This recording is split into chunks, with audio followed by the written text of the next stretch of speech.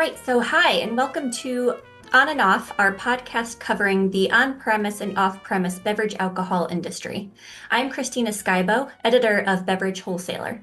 Today, we're going to be talking about the middle tier and the shifting consumer landscape of 2026 with Mark Chaplin, president of commercial sales at Southern Glazer's Wine and Spirits, a pretty big beverage alcohol distributor that has quite a large presence within the U.S.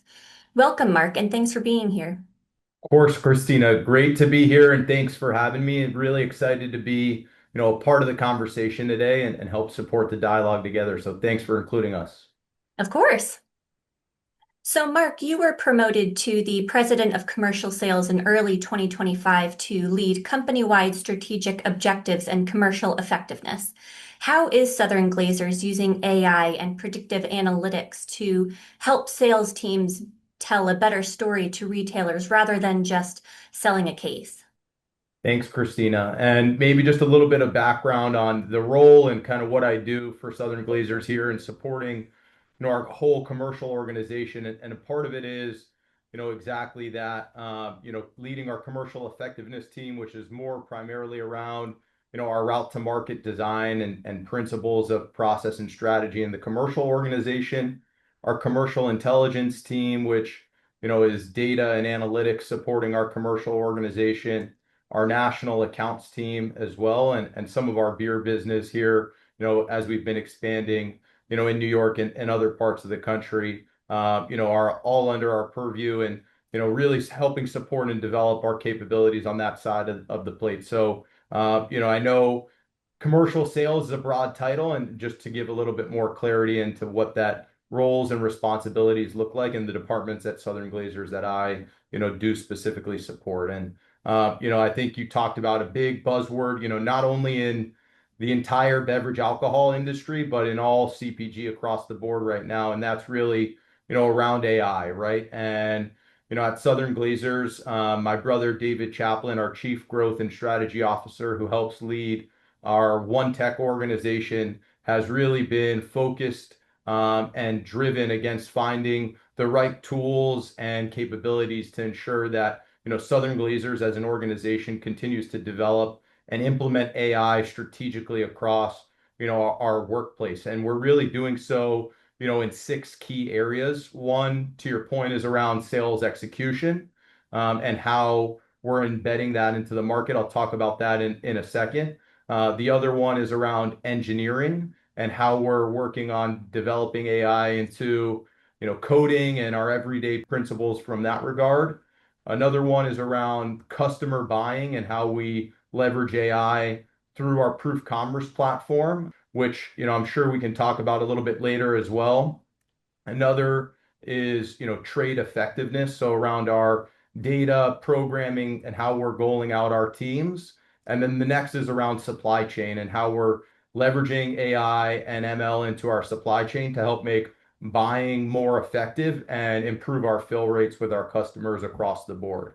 And, look, you talked about, how we're really using AI, to help us with selling. And that really works around our, sales execution capabilities. And at Southern Glazers, for us, it's about how we add value, not only to our supplier partners, but, our customers as well. And, we've been really focused against implementing the CRM of the future and, working on our capabilities with that regard. In 2019, we launched a platform called Proof Sales, which was our first, true CRM platform. And we've been developing around that for the past couple of years, where, now with these new capabilities, with respect to AI, we're helping our sales consultants understand the best opportunities for us to target with the right brands in our portfolio for our customers and help guide them with the appropriate selling stories based on, our customers'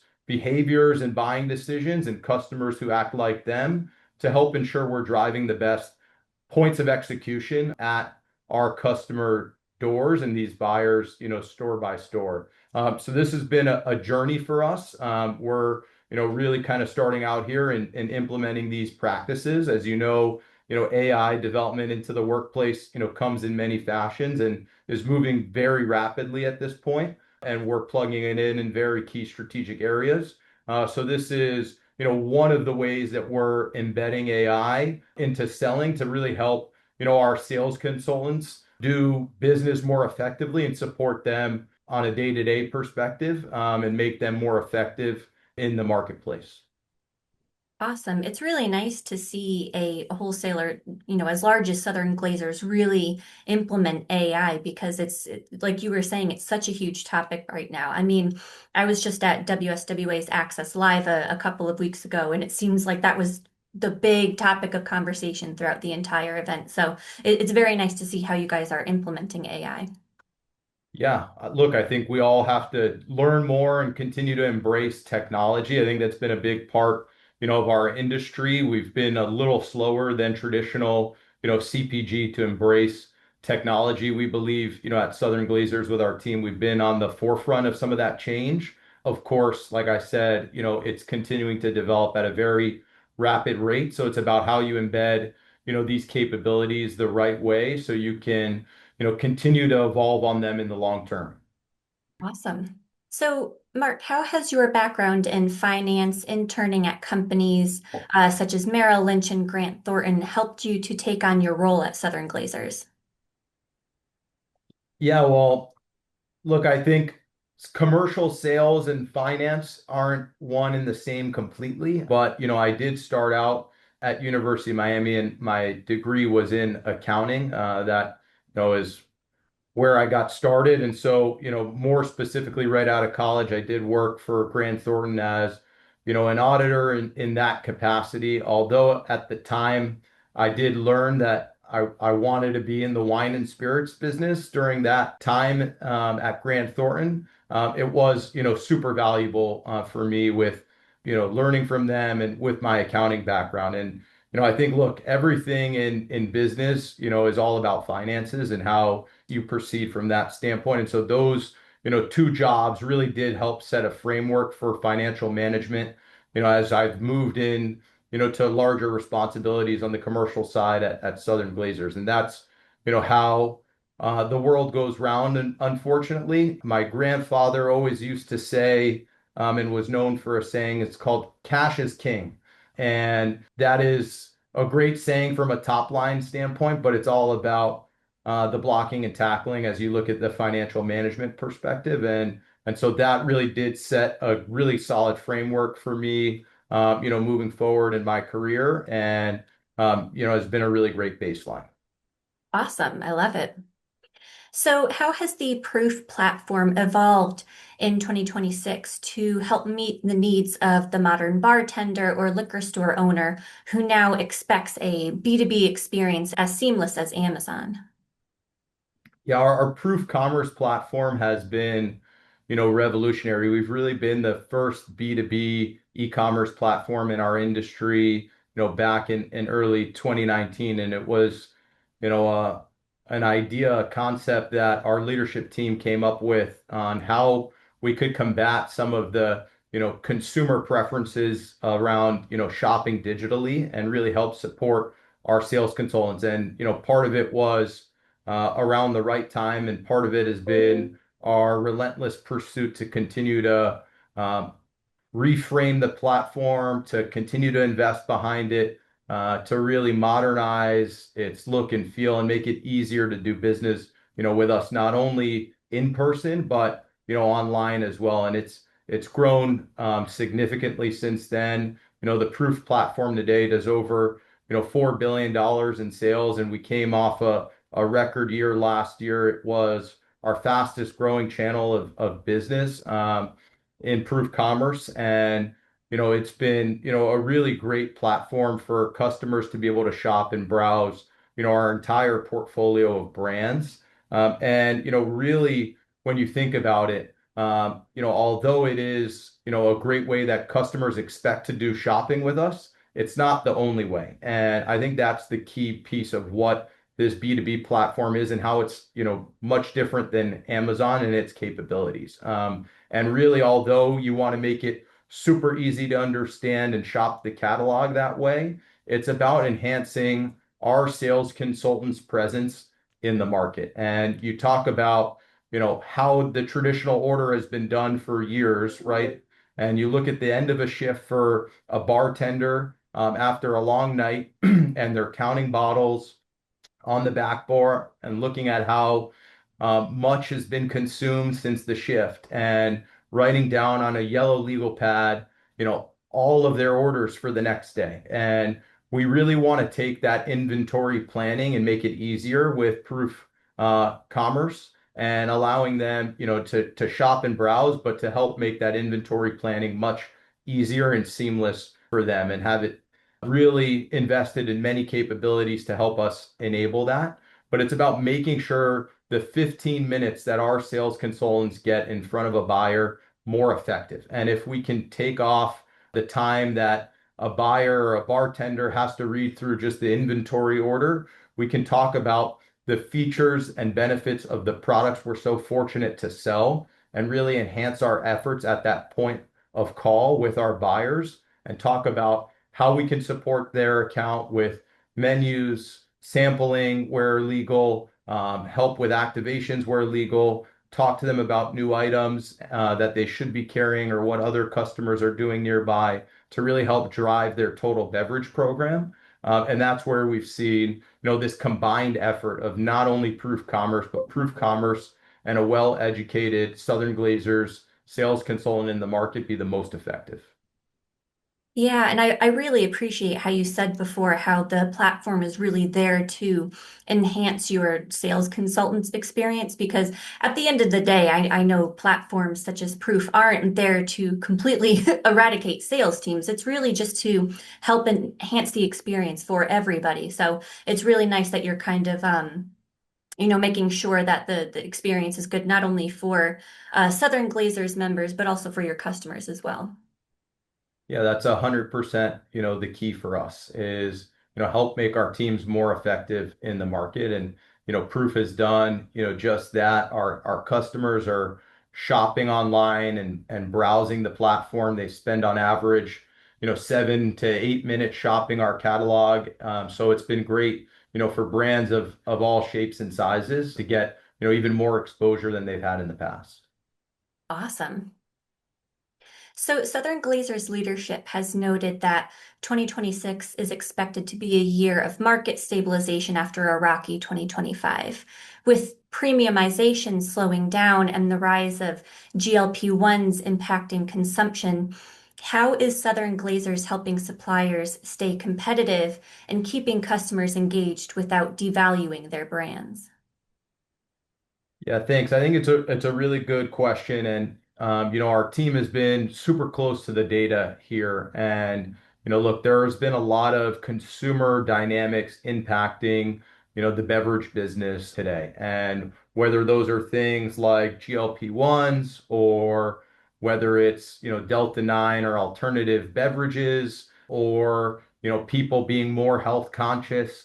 These are obviously all things that are impacting the business. But as we look at it, on the whole, at Southern Glazers, we do believe that this is, primarily a cyclical problem in the wine and spirits industry. And, it is primarily due to economic factors that are, impacting, our consumers today. It doesn't mean that there are, not choices that our consumers are making to have different types of products that they're consuming. But as we look at the, dynamic on a whole, we really do believe, this is a kind of more of a regression to the mean growth rates of the wine and spirits industry that we've seen over the past, 50 years from a post-pandemic era where we've seen some really, strong growth for our category. And, as we look at that, we do take into consideration some of these consumer dynamics and, look, some brands who are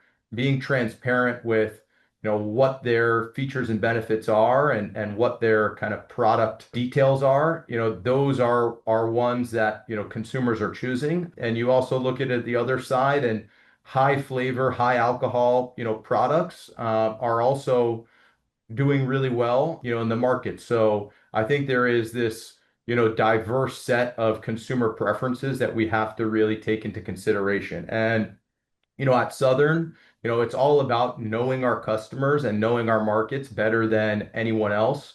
We are the biggest in the industry, but we're the biggest because we believe and know we are the best on a market by market level, and we know our markets better than anyone else. And, for us, it's about placing the products that we're fortunate to represent in the right accounts and giving them the opportunity to shine, right? And so, look, today, yes, I think suppliers and customers, because of these economic considerations, are looking at pricing a little bit more, and pricing has been taken over the past, couple years. So, we do believe it's more of a regression back to normalized pricing behaviors. However, that's not devaluing brands, in our standpoint and our position. But if you can get a brand to execute in the right way, to stand up in an account with the right level of placements and execution, we believe that we can get, the right velocity to drive growth for the category. And, really what we're seeing is this K-shaped recovery to the, business where, we are seeing premiumization occur at the ultra luxury tier and the luxury tier. And then, premium and below premium are doing well as well. And so, it's about finding the right price points, finding the consumers that are gravitating to them and where they're shopping, and make sure they have the ability to purchase the brands that they desire.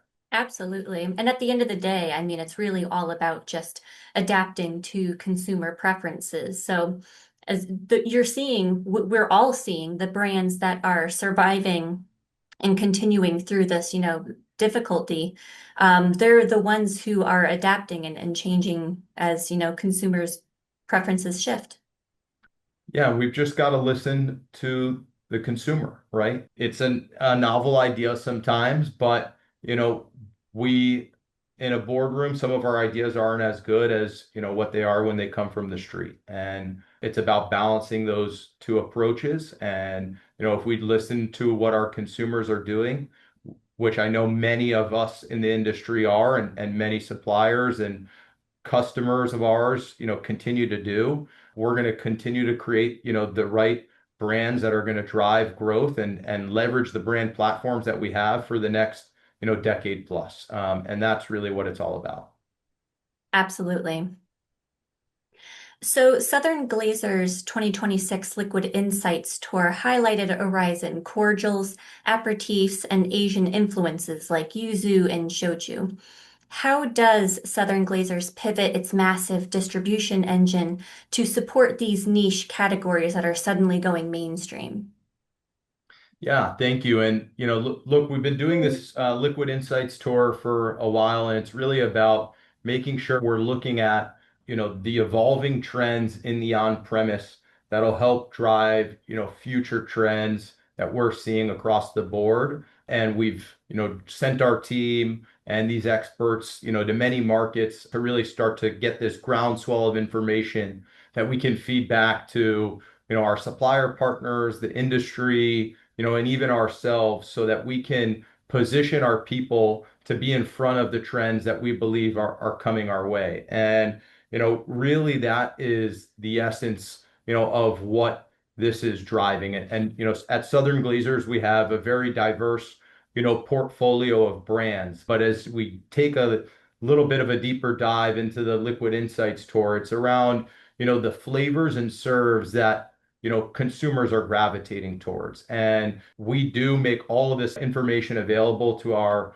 sales consultants and our sales teams across the country, so that we can provide the consumer these flavor profiles that they're looking at and want to consume. And so for us, it's about how we create these simplified beverage programs that we can present back to our consumer and customer partners, to really be on the front end of that trend in markets who are on their way there, and then help support them with a beverage or a cocktail solution in the off premise, to make that serve a little bit easier. And so that is really how we've been leveraging this information. It's not around a big U-turn in the strategy, but it's about how do we provide these cocktail solutions to consumers and make our customers aware of where we see the trends going.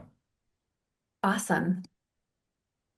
So, alcohol-free and functional beverages such as nootropic infused and cannabis infused are no longer outliers.